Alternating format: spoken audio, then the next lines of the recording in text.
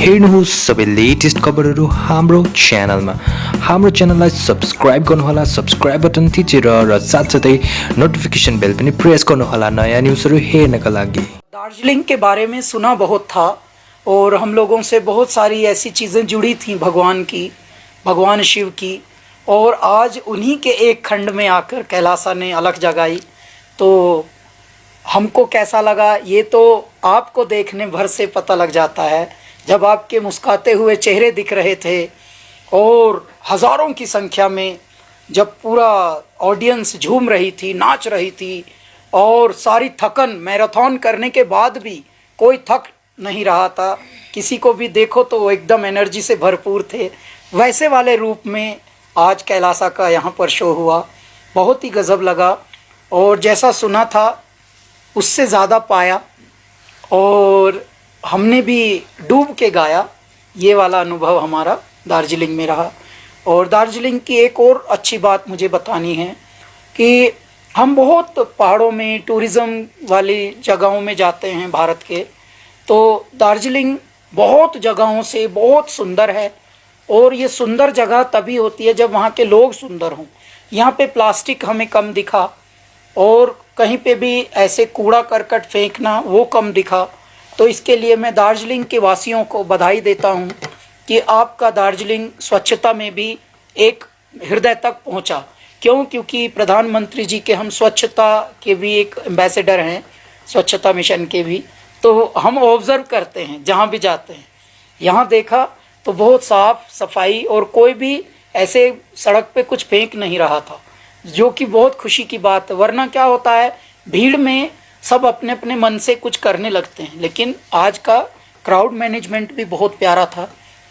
आज इवेंट भी एक स्पेशल इवेंट था।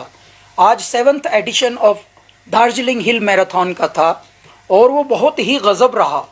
और मैराथन रनर्स के बाद जब रनर्स ने अपने टारगेट पूरे कर लिए और उसके बाद म्यूज़िक, तो सामान्यतः लोग थक जाते हैं लेकिन कोई थका नहीं था, बल्कि सब एनर्जी से इतने भरपूर थे कि सब नाचे। बाद में हमने तो जितने रनर्स थे उनको भी खूब झूमते हुए देखा तो खुशी मिली और बहुत ही गज़ब एक्सपीरियंस रहा।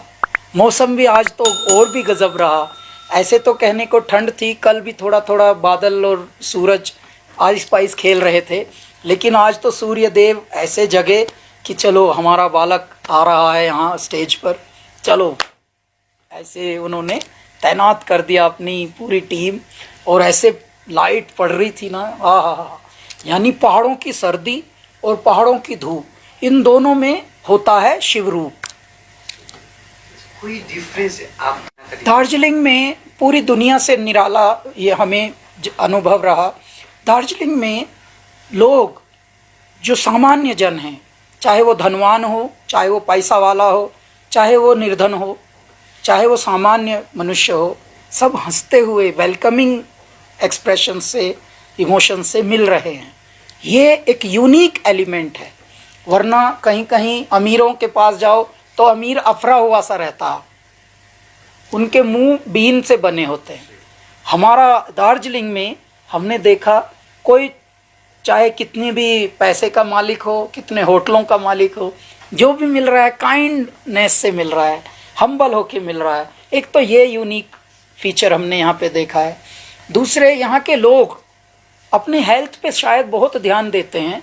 किसी की भी मैंने तोंद नहीं देखी सुबह से जब भी मैं ऑब्ज़र्व कर रहा था, क्योंकि हम एक ऐसी जगह के हैं जहाँ तोंद प्रचुर मात्रा में पाई जाती है। मैं दिल्ली का हूँ और रहते हैं मुंबई में, तो उन इलाकों में थोड़ी थोड़ी तोंद पाई जाती हैं, लेकिन यहाँ पर ढूंढने से नहीं मिली।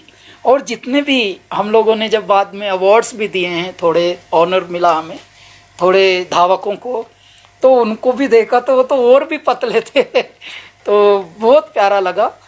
आप सब अपनी स्वास्थ्य पर ध्यान देते हैं, ये हमें खुशी की बात लगी। यही रखिए, क्योंकि भारत स्वस्थ भारत था पहले, भारत स्वस्थ देश था, भारत में कोई बीमार नहीं होता था। अब अचानक क्योंकि इतनी तरक्की करने की घुड़दौड़ में लगे हैं सब, तो बीमार भी हो रहे हैं। लेकिन दार्जिलिंग आप जैसे हैं बहुत अच्छा है, अपने स्वास्थ्य पे एकदम पहले ध्यान देना है और उसके बाद बाकी की तरक्की काउंट करनी है। आप फिर क्या दार्जिलिंग आने का ये प्लान बनाए? जी जी, देखिए प्लान मैं नहीं बनाता हूँ, मैं कहाँ जाऊँगा, मैं कहाँ जाता हूँ, मैं कहाँ गया, ये मैंने प्लान कभी बनाए नहीं। I am a man with no plan. Why? Because जब जब मैंने प्लान बनाया तो असली प्लानिंग कमीशन जो परमात्मा की है, मेरे भोलेनाथ की, वहाँ से हंसी उठती है, ठहाके लगते हैं कि ओ हमारा बालक तगड़ा बन गया भाई, अभी प्लान बना रहा है।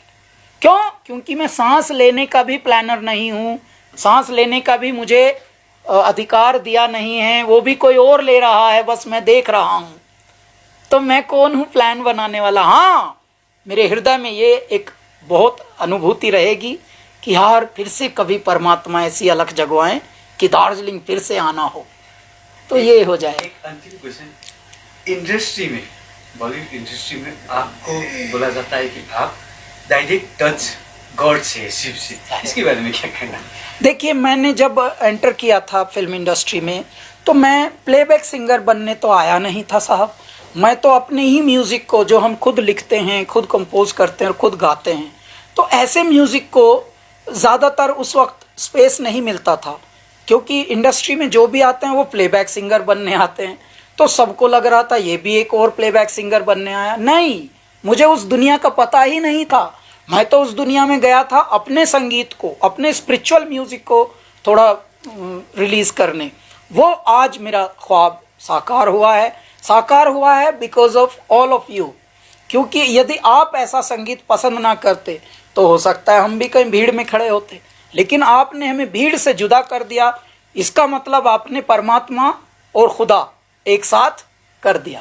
यहाँ पर काफी सिंगर है, आपको जैसे पता है, तो उन लोग को क्या सजेशन करना चाहते हैं? जी, मैं यही सजेशन दूंगा हमारे जो भी अपकमिंग सिंगर्स हैं या दार्जिलिंग के जो टैलेंटेड म्यूजिशियंस हैं।